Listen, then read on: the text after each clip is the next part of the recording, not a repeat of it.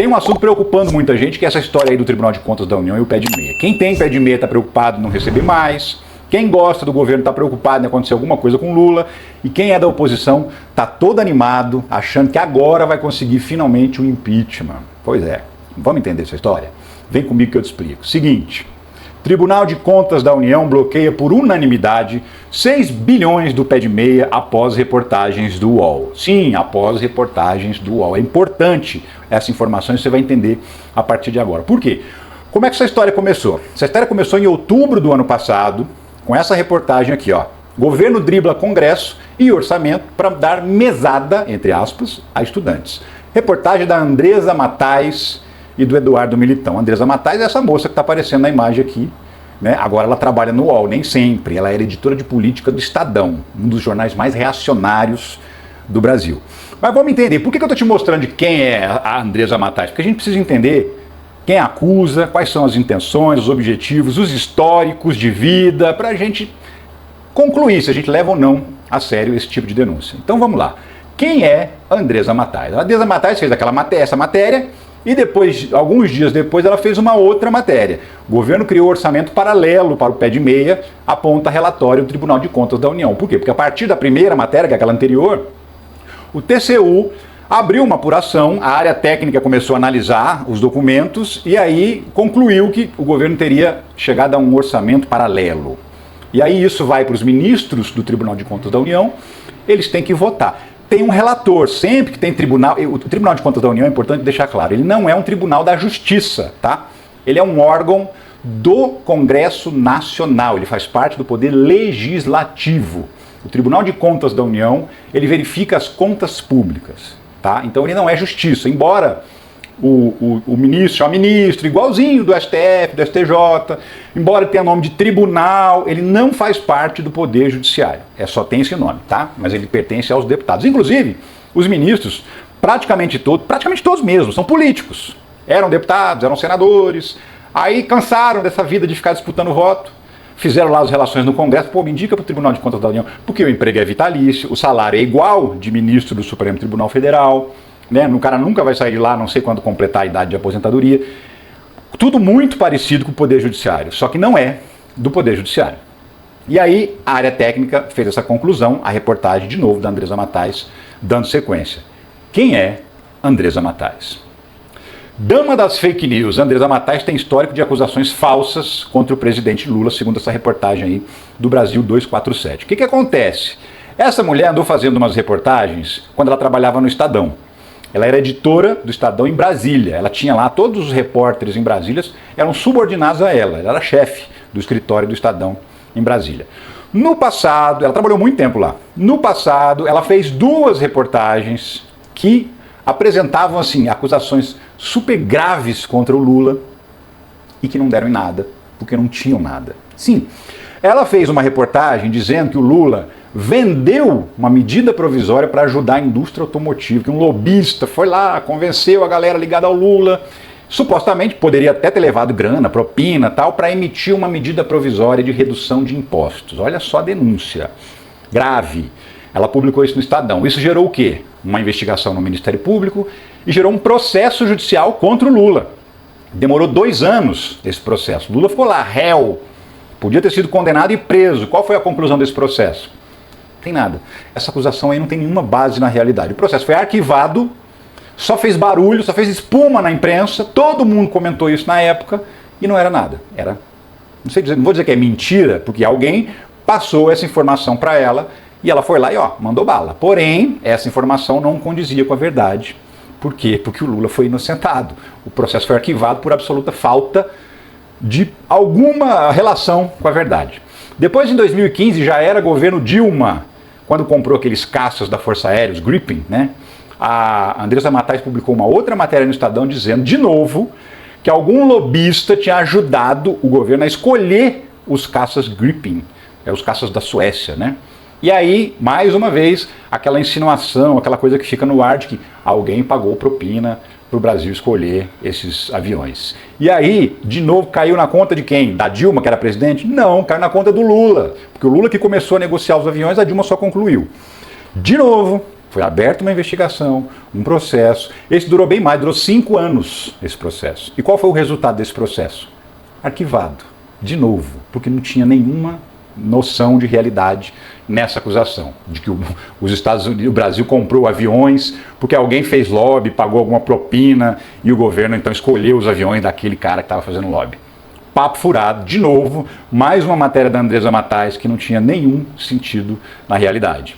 A terceira foi agora, já no governo Lula 3. Você lembra da história da dama do tráfico, né? Aquela mulher que era supostamente uma esposa de um traficante que teria visitado o Ministério da Justiça, ela foi indicada por uma ONG lá do estado do Amazonas. E aí ela entrou numa reunião e tal, e a reportagem dizia o seguinte, que ela era a dama do tráfico, que o Ministério da Justiça estava se reunindo com a dama do tráfico. E inclusive usou esse apelido, dama do tráfico, para dar mais peso, mais pompa na denúncia, né?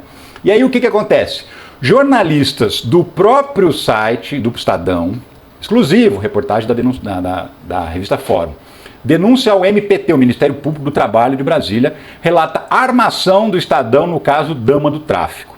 Andresa Matais, editora de política do Estadão, é denunciada ao MPT por ter agido de má fé e com assédio moral em matéria contra o ministro Flávio Dino. Ela nega, óbvio. Qual era a denúncia? De que essa história da Dama do Tráfico foi inventada por ela e que ela teria obrigado jornalistas mais jovens, recém-contratados, a assinar a matéria que ela preparou, enviesou, inventou esse apelido de Dama do Tráfico para dar um barulho. Por quê? Porque ela tinha o objetivo de prejudicar o Flávio Dino. O Flávio Dino era ministro da Justiça, ainda não tinha sido indicado para o STF, já havia ali um papo de que ele seria indicado para o Supremo Tribunal Federal. E segundo a denúncia, segundo as pessoas que denunciaram para o Ministério Público do Trabalho, ela fez isso porque ela queria mesmo atrapalhar a vida do Flávio Dino. Ela não queria que o Dino fosse indicado ao Supremo Tribunal Federal, porque ela queria que o indicado fosse o Bruno Dantas. O Bruno Dantas é ministro do Tribunal de Contas da União também, como um outro que a gente vai falar já já. E aí ela dizia que era amiga pessoal dele, que ela tinha uma dívida de gratidão com ele. Então, segundo o que foi denunciado, ela estava tentando pagar essa dívida, atrapalhando, criando uma história para prejudicar o Flávio Dino. O que aconteceu depois dessa denúncia? Depois, deixar claro, tá? Que não estou dizendo que foi por causa, foi depois. Ela foi demitida do Estadão. Foi demitida no auge dessa denúncia de assédio e de que ela teria inventado essa reportagem para prejudicar o Flávio Dino. Ela foi demitida, ficou não muito tempo sem emprego, foi contratada pelo UOL. Com esse histórico, beleza, o UOL achou que não tinha problema, foi lá e contratou. Então agora ela é repórter do UOL e é por isso que você viu essa reportagem aí do Pé de Meia no UOL e não no Estadão. Tá? E aí qual foi o resultado dessa apuração? Primeiro a denúncia, depois veio a apuração, aí ministro do Tribunal de Contas da União vê falha e bloqueia 6 bilhões do Pé de Meia após série do UOL. Reportagem do dia 17, faz uma semana essa reportagem. Aí agora, os demais ministros do TCU, que também são políticos, votaram e por unanimidade mandaram bloquear o dinheiro. Então assim, há risco sim dos estudantes não receberem o Pé de Meia esse mês. Mas vamos entender esse ministro que mandou bloquear, quem é, né? Quem é esse cara? Então, ele chama Augusto Nardes, é esse aí ó, que você está vendo na fotografia. Augusto Nardes é político, a vida toda foi político, foi deputado estadual no Rio Grande do Sul, depois foi deputado federal, e aí ele era do PP, o mesmo partido que hoje é do Arthur Lira, e o mesmo partido que foi do Bolsonaro há muito tempo. Aí, acho que encheu o saco do Congresso, articulou para ser indicado pelo Tribunal de Contas da União, foi indicado, foi para lá, virou esse sujeito aí que mandou bloquear o dinheiro do Pé de Meia. Aí, quem é esse cara na fila do pão? Dilma é responsável direta sobre pedaladas, diz Nardes. Sim, o Augusto Nardes foi o ministro do TCU que fez um relatório dizendo que a Dilma tinha sim feito as pedaladas, que era crime de responsabilidade, e exatamente o parecer dele é que foi usado na votação do impeachment para tirar a Dilma do cargo. O golpe foi dado a partir desse relatório do TCU que dizia que ela realmente tinha dado as pedaladas fiscais. O que é pedalada?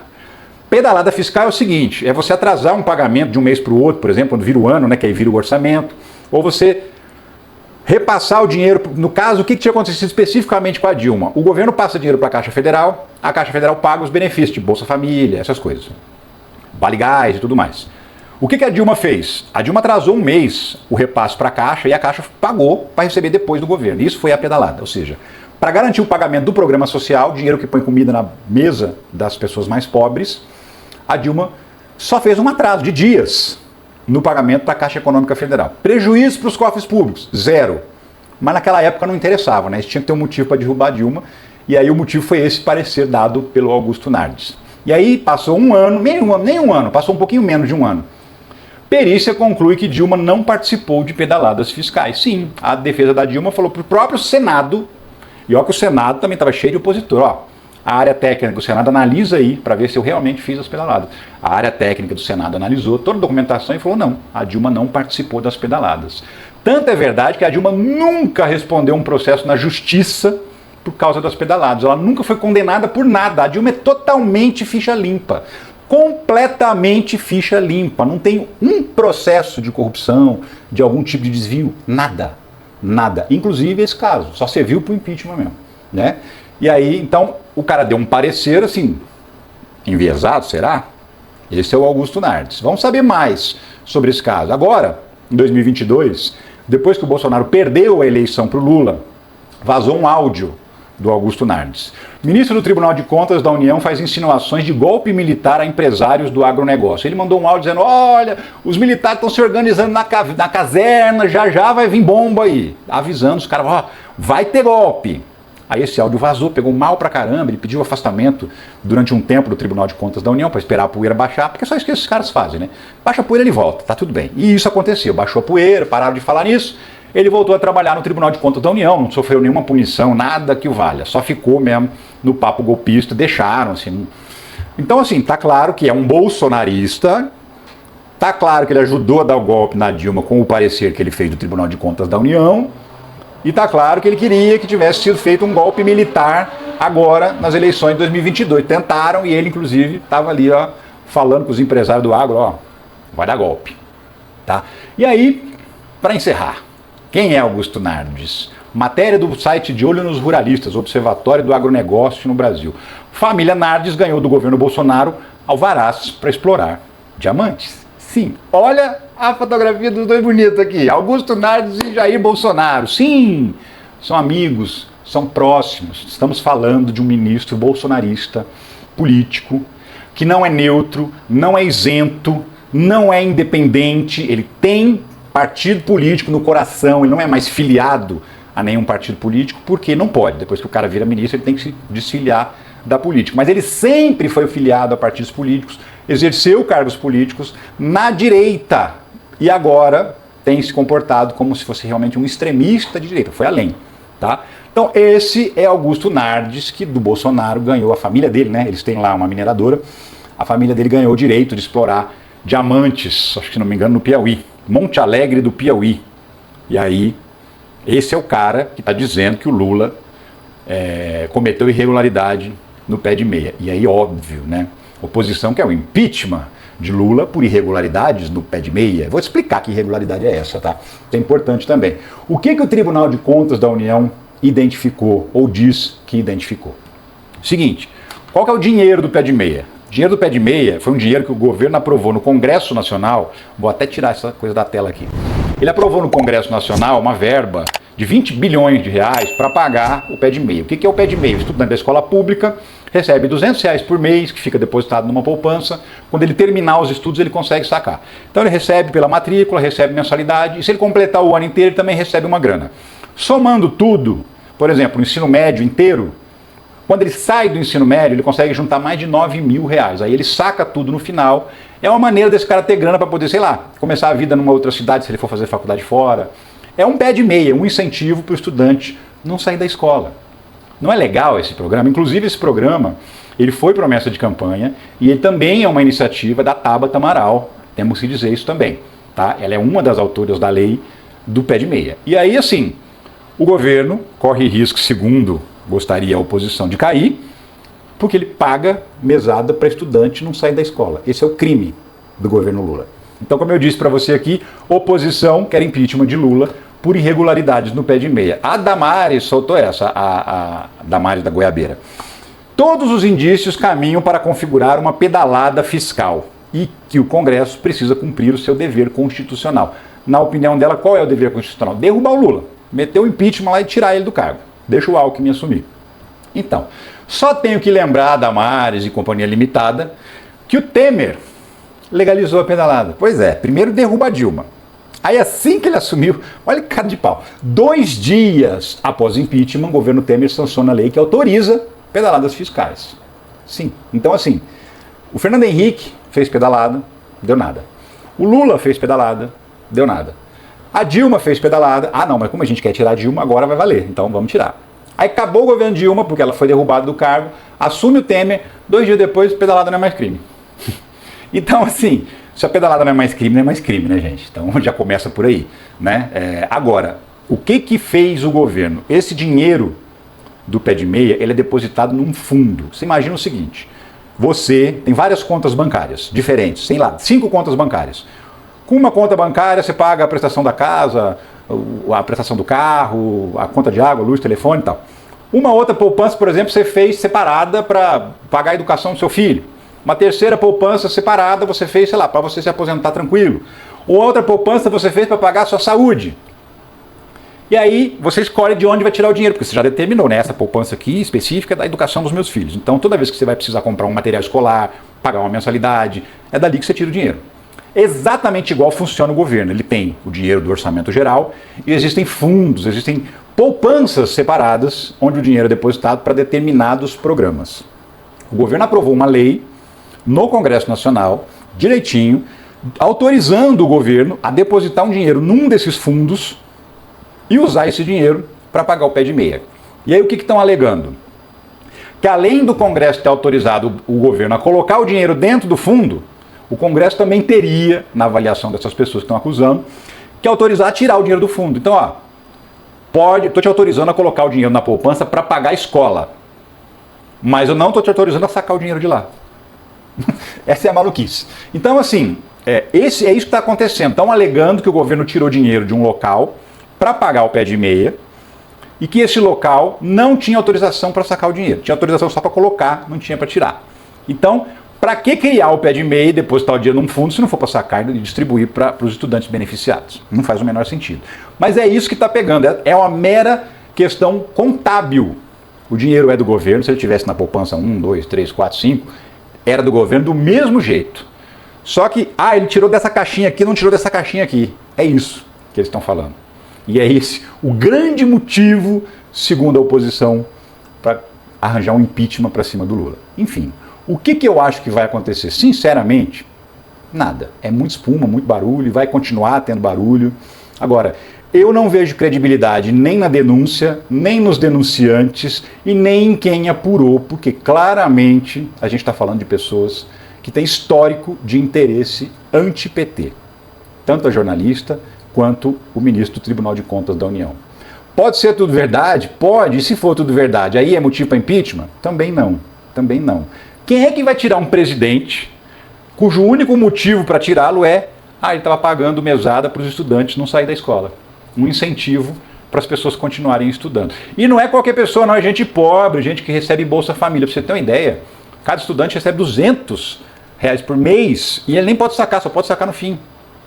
R$200 por mês para estudantes pobres, beneficiários dos programas sociais. Gente miserável. E aí assim, não pode tirar dessa caixinha para dar para os miseráveis. Tem que tirar dessa outra caixinha aqui e tem que pedir para mim. É isso que os deputados da oposição estão dizendo, estão realmente vão tentar fazer uma espuma grande em cima disso para ver se cria um clima para o impeachment do Lula. Vai dar em nada, mas vamos esperar para ver o que vai rolar.